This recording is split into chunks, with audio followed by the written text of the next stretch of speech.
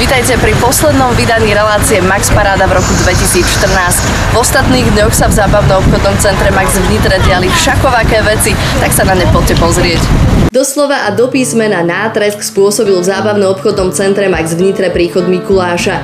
Na starého chlapíka v červenom kabáte bolo zvedavých toľko detí, že tí, čo chceli iba nakupovať, mali v tento deň jednoducho smolu. Kým však medzi deti prišiel Mikuláš, poslal ako predvoj svojich pomocníkov, Aniela a Čerta. No a niektoré detúrence veru mali pri pohľade na tohto pekelného tvora čo robiť. Teda skôr ich rodičia mali čo robiť. Našťastie prišiel Mikuláš, slzy pominuli a detské očká žiarili ako svetielka na vianočnej výzdobe. Mikuláš si postupne k sebe volal malých návštevníkov nitrianskeho Maxu, ktorí za básničku či pesničku mohli siahnuť do jeho koša a vybrať si z neho sladkú maškrtu. A toto ti dal Mikuláš? A za čo? Čo si mu zaspievala alebo zarecitovala? Zaspievala. Sladkosť. A toto si z toho veľkého koša vyberal? Nebal si sa, že do ňoho padneš? Nebal. A toto už bol prvý Mikuláš živý, ktorého si videl, alebo už si niekedy stretol Mikuláša? Stretol. Kedy to bolo? Minulý rok, či kedy, neviem. A aj u vás doma chodil? Áno. Mikuláš, prišiel čertom na koláč. Sľubujem, že už plakať nebudem. No krásne. A doma si čistila aj čižmy? A čo v nich bolo ráno? Také puzzle. A Čerta si sa nebála dnes? Jingle bells, jingle all the way.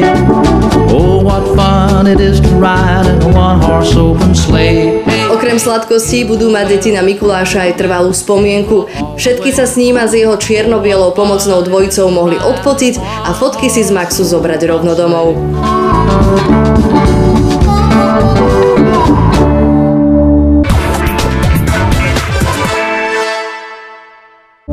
Príchod Mikuláša do nitrianskeho Maxu nebol jediným decembrovým prekvapením pre deti. Predčasné Vianoce zažili na podujatí Fíha Tralala, kde hlavné slovo patrilo škriatkovi fíha. A ak sme povedali, že Mikuláš spôsobil v zábavno-obchodnom centre nátresk, tak fíha mal na svedomí doslova kalamitu. Deti boli všade, kde sa len dalo a dosýta si užívali príbehy tejto sympatickej rozprávkovej postavičky. Fíha je škriatok, ktorý v knihe býva a prostredníctvom pesničiek a básničiek učí deti spoznávať svet. Ako ste sa vy k tomu dostali, že ste sa jedného dňa stali škriatkom? Ja som vlastne založila divadlo Na kolesách pred 10 rokmi a hrala som rôzne rozprávkové postavičky. A po rôznych aj skúsenostiach v televízii, kde som vlastne pôsobila v rôznych detských reláciách, som sa rozhodla, že vytvorím sama niečo, pretože to je to, čo ma najviac baví, niečo vytvárať a budovať, tak som sa rozhodla, že vymyslím škriatka Fíha. Nie je to náročné vymýšľať si pre detského diváka nejaké tie príbehy, vlastne celý ten scenár, dramaturgiu, to predstavenie? Myslím si, že je toto najnáročnejšie, čo som si mohla vybrať.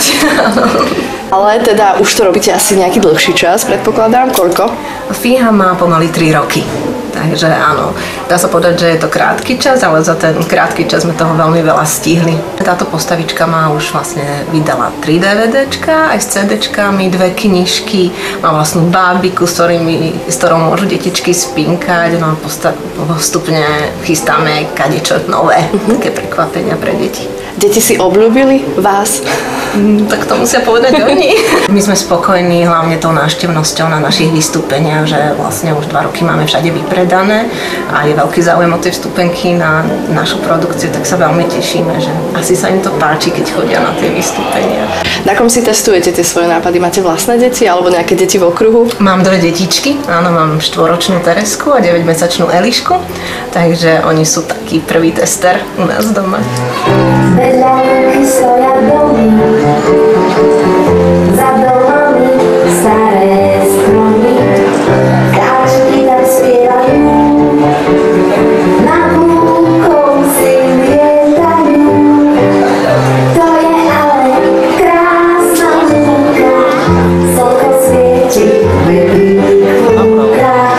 To je ale krásna lúka, slnko svieti detský divák, on je veľmi taký úprimný, keď sa mu niečo nepáči, hneď to dá najavo, takže to ako vnímate? Tak ja mám zatiaľ pozitívne reakcie od tých detičiek. Zatiaľ som nezažila nič, čo by ma z ich stránky nejako negatívne zaskočilo. Sú veľmi milunké a veľmi sa na nich teším aj dnes v Nitre. Ak stále neviete, čo darovať vašim blízkym na Vianoce, možno vás inšpirujú vianočné trhy, ktoré v nitrianskom Maxe trvajú až do 23. decembra. No a to je dobrá informácia pre tých, ktorí napríklad zabudnú kúpiť vianočné oblátky. My ich pečeme už 15 rokov a robíme s tým pravidelne. Každý rok sa pripravujeme, aj teraz pečieme momentálne doma, síce ja nie, ale moji rodičia áno. A my máme svoju receptúru, ktorú dodržujeme pravidelne, tak snažíme sa aspoň. No tu je strašne veľké množstvo oblátok. Koľko vy ich upečiete za jeden deň doma? Podľa toho, jaká je dávka, jak sa ľudia jak peče. Kedy ako? Možno nejakých 20-30 balíčkov. Ako ktoré? Trubičky sa dajú viacej piecť, rovné idú pomalšie. To znamená, že za sezónu koľko kusov? Vyše 10 000. Na vianočných trhoch v Maxe nás zaujali aj tieto vecičky z keramiky. Pochádzajú z obce Ľubietová a vyrobili ich šikovné ruky Žanet Skybovej. Okrem úžitkovej keramiky, ktorú môžete pokojne vložiť aj do umývačky riadu, nájdete v ponuke aj krásne, milé drobnôstky, ktoré iste potešia každého. Rovnako ako aj rôzne výrobky z medu. Máme tu domáci med od pána Petra Čelka zo Semerova, ktorý si môžete zakúpiť v niekoľkých príchutiach. Taktiež tu máme medovinu a rôzne výrobky z medu, ktoré si môžete u nás zakúpiť. Med je vraj veľmi taká zdravá a liečivá vec a teda aj tá medovina je podľa teba zdravá? Tak v určitých množstvách určite áno, si myslím, ono to je liečivý nápoj a jeho história sa ťahá ešte do úplného dávna, takže určite áno. Čo zatiaľ ľudia najviac kupujú, o čo je najväčší záujem? Práve o túto medovinu, ktorú ste spomínali, dneska je veľmi obľúbený medzi sortimentom. Oblátky, med aj keramiku by sme mali a teraz niečo pre potešenie malých aj veľkých. Do týchto ručne šitých hračiek sa jednoducho zamilujete. Som tu v Maxe druhý rok, sa mi tu minulý rok páčilo, tak som prišla aj tento rok. No a čo toto je za záľubu? To sa ako stane, že človek začne háčkovať alebo šiť medvedíkov a kocúrov a myši a veľmi zaujímavé. Neviem presne, ako sa to stane iným. Mne sa to stalo tak, že odjak živa ľúbim medvedíky, ako ja to hovorím, mám vzťah k látkam, ku krajkám, ku všetkým tým vecičkám a začala som s tým asi pred 5 rokmi, teda v takomto duchu, v takomto meradle. Ale šila som už dlhé roky predtým. Vy tam píšete, že je to darček ušitý s láskou, tak vy máte veľa lásky. No tak snažím sa nejako pretaviť to do tých teda vecičiek, ktoré urobia radosť aj iným ľuďom. O čo je najväčší záujem? No asi o medvedíkov. Podľa mňa sú medvedíci najlepší. Ako ja hovorím, ušijem čokoľvek, ale najlepší sú medvedíci podľa mňa.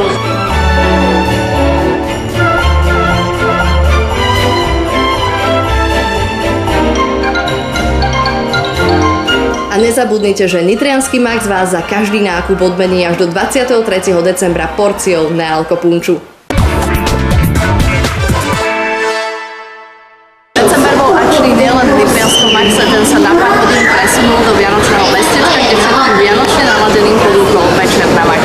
No a presne v zmysle tohto názvu sa vo vianočnom mestečku v Nitre vďaka zábavno-obchodnému centru Max podávalo hlavne veľa hudby, no nechýbali ani súťaže o trička a darčekové poukážky.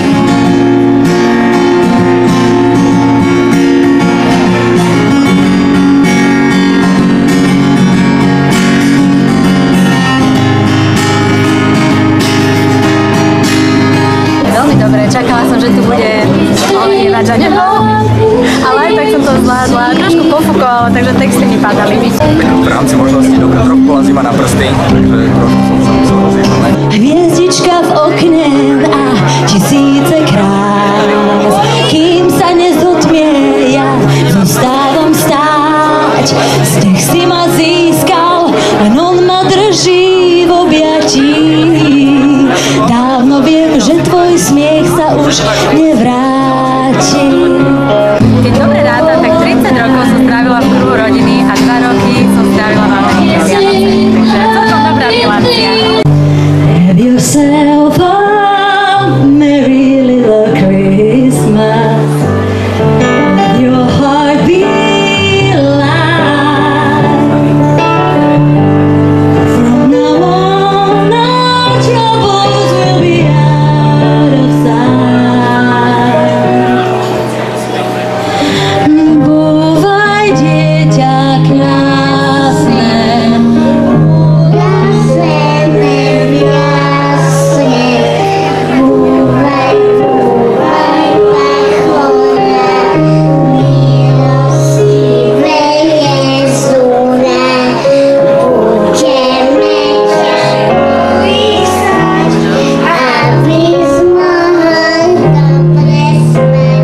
vystúpení speváčky Brigity s klaviristom Tonym Markom patrilo pódium študentom súkromného konzervatória v Nitre.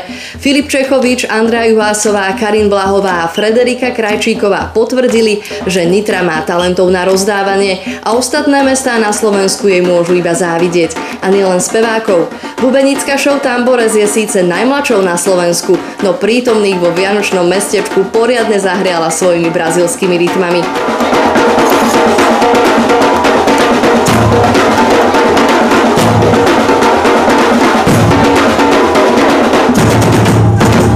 Dnes to bolo super, práve že bolo to jedno z tých vystúpení, kedy naozaj ľudia nám dali energiu naspäť, takže my sme sa veľmi tešili, preto nás to išlo naspäť do ľudí. Ono to tak potom graduje, ľudia sa tešia, my sa tešíme a zase naspäť, takže to je fakt super, keď ľudia tancujú a hýbu sa naozaj. Ako vlastne vyzerá učenie sa nového programu, lebo ja sa teraz tak barbarsky poviem, že mne to stále príde rovnaké, že je to taká samba veselá, ale asi nie je to tak. Nie je to celkom tak. Možno počasie človek, keď viacej pracuje s tou hudbou a vnímajú a počúvajú každý deň, že ho to naozaj baví, tak začne vnímať rôzne nuance. A nemáte možno po dnešnom vystúpení chuť zakomponovať tam aj nejaké brazílske koledy, ak existujú?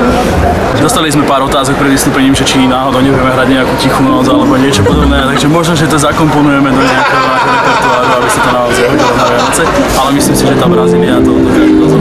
Záver večera na Max patril kapele Dora. Je síce nováčikom na hudobnej scéne, ale okamžite si všetkých získala.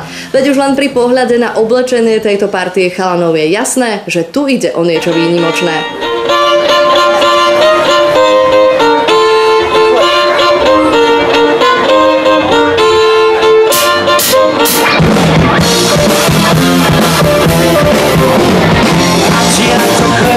Stojí na dolíni, či je to dievčatko, žena mašelní, či je to dievčatko, žena mašelní, mašina do čerkoče, a dievčatko pláče, veľmi sa mi veľmi, my milí kozáče, veľmi sa mi veľmi, my milí kozáče, neverúc, neverúc, bo nemám ku komu zotavivia dievča, a sam neznám komu zotavivia dievča, a sam neznám komu, jak mi sialo boli, supivé vycvíli, jak mi prestali, zelení zvybiali, jak mi prestali, zelení zvybiali.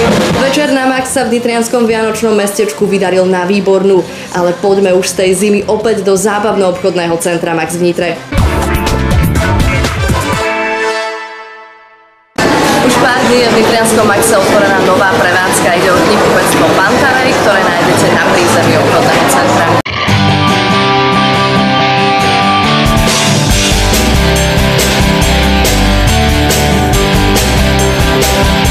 Začiatky Pantarej siahajú do roku 1989.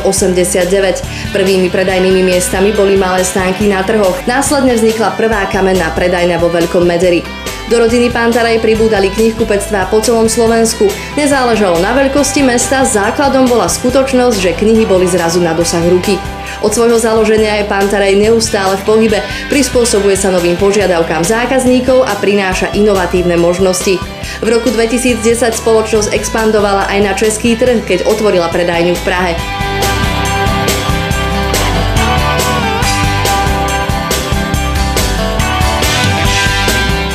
Sieť knihkupectiev Pantarej je lídrom na slovenskom knižnom trhu a Max v Nitre sa teší, že túto predajňu nájdete už aj na jeho adrese.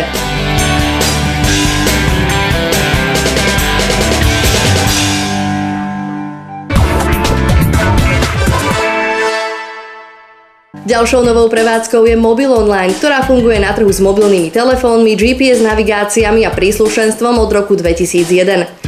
Dlhoročné odborné skúsenosti doplňa kvalitným a rýchlym servisom a službami. V rámci predaja a servisu spolupracuje Mobil Online so všetkými významnými značkami. Všetky telefóny v ponuke majú záruku na pôvod. Okrem predaja realizuje aj výkup a nákup starších telefónov za bezkonkurenčných podmienok. Priateľné ceny, kvalitné služby, dôveryhodné a priateľské prostredie a zodpovedný prístup od objednávky až po pozáručný servis. To je hlavná idea Mobil Online. Neviete, ako potešiť svojich blízkych, kamarátov alebo kolegov? Darujte im darčekovú poukážku, aby si vybrali svoj darček sami. Darčekové poukážky sú tiež vhodným spôsobom, ako odmeniť zamestnancov. Zábavno-obchodné centrum Max Nitra vám ich ponúka v nominálnych hodnotách 10, 20 a 50 eur. Darčekové poukážky si môžete zakúpiť v hotovosti na správe obchodného centra Max Nitra v pracovných dňoch od 9. do 16. hodiny. Darčekové poukážky sú akceptované vo všetkých predajniach nitrianskeho Maxu, ktoré sú označené špeciálnou nálepkou. Ich kompletný zoznam nájdete na adrese www.ocmax.sk/Nitra. No a ja vám ešte pripomeniem, že v januári budete môcť so zábavno-obchodným centrom Max v Nitre súťažiť o skvelé skipasy. Milí diváci, dnešné vydanie relácie Max Paráda je na konci. No a keďže o pár dní tu máme najkrajšie sviatky v roku, dovolte mi v mene zábavno-obchodného centra Max v Nitre zaželať vám šťastné a veselé Vianoce a v roku 2015 veľa spokojných nákupov v nitrianskom Maxe.